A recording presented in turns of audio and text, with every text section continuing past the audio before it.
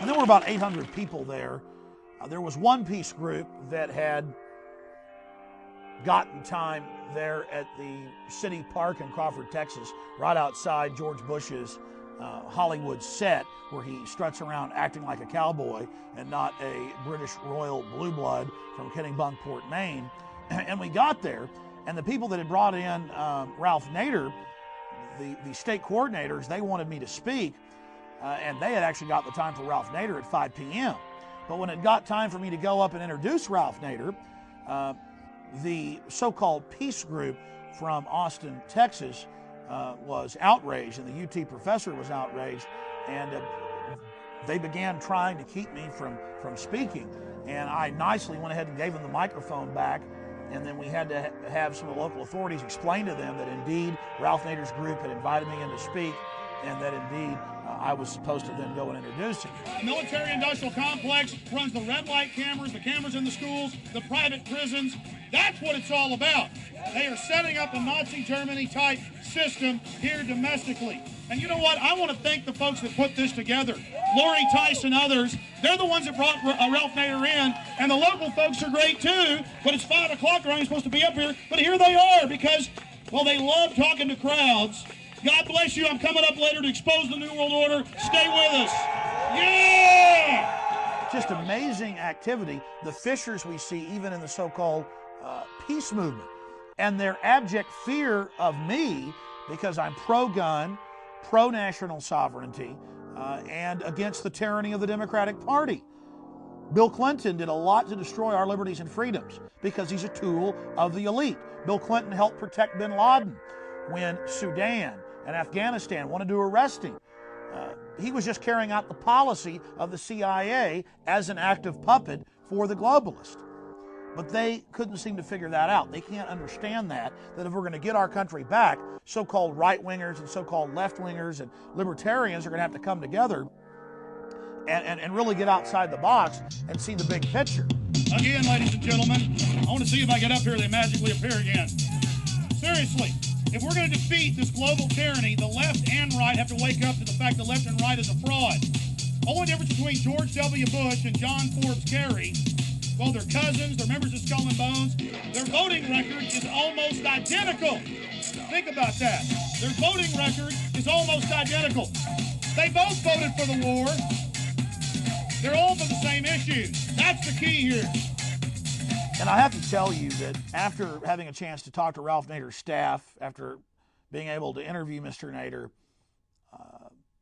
I do think that there is a well-founded suspicion by a lot of Democrats that Ralph Nader is acting, whether unconsciously or consciously, as an agent to throw the election to George W. Bush. The Democrats say anybody but Bush, whereas in reality, it really doesn't matter. Either way, they've got this election fixed. As we said, this is the American dictatorship where the elite gets their man, their puppet, their figurehead in the position of power. We were partially responsible, our government was partially responsible for Saddam Hussein, as we were supporting any so-called anti-communist dictator in the world. Along with the British, we helped entrench him as the dictator of Iraq in 1979. We equipped him with arms. We gave him foreign assistance and credits. We had our corporations apply and receive export permits from the Department of Commerce in the 1980s under the Reagan and Bush 1 administration, providing this brutal dictator with the raw materials for chemical and biological warfare. In 1983, Donald Rumsfeld, special envoy, visited Saddam Hussein when these materials were being used and didn't say anything. He was our dictator after all, wasn't he? He was our dictator. The U.S. government has overthrown over 50 dictators since World War II without invading them. They're experts at overthrowing not our dictators, the other side's dictators. It's interesting just to speculate. Why in the world, knowing that he's a tottering dictator with disloyal troops ready to run at a moment's notice and surrounded by enemies, why in the world didn't the U.S. government under George W. Bush merely overthrow him instead of invade Iraq. There's a 3-letter word for that, folks. Oil. Oil. What did we see in the last election between Albert Gore and George W. Bush in 2000? We saw two different rival factions inside the New World Order fighting for control, fighting for the management position of CEO of the New World Order, of Slavery Incorporated. It's clear that Al Gore did win the popular vote. It's not clear if that popular vote was actually his, or if Democratic operatives had stuffed ballot boxes and manipulated votes at the local level to the point of him winning by a narrow margin.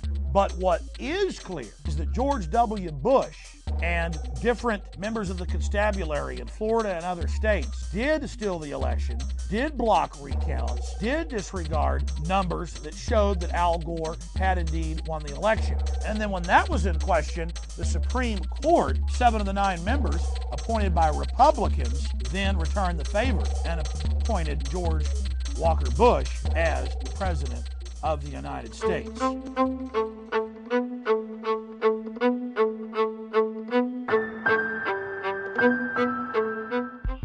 We're talking about a dictatorship of the mind where the people are scared into absolute submission. Did you ever imagine that you would see the federal government up on television saying, well, the terrorists may want to disrupt our democratic process, so we're going to have to disrupt the democratic process.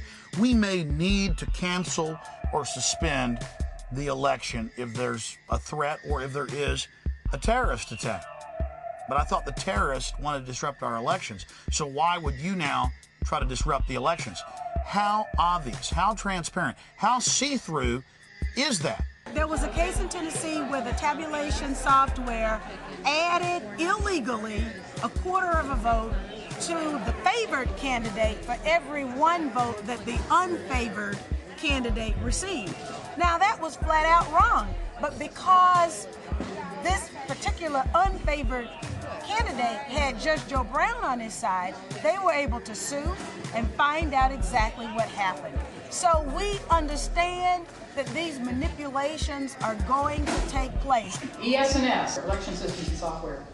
Republican Senator Chuck Hagel, who is he? He's got ownership ties through a holding company to ES&S. Well, he's a 20-year friend of the Bush family. He almost became our vice president instead of Dick Cheney. And he won his seat in the Senate twice by these big landslides in Nebraska, in a state that had not elected a Republican senator in over 24 years. But you know what? The votes were counted, 80% of his votes were counted by ES&S voting machines.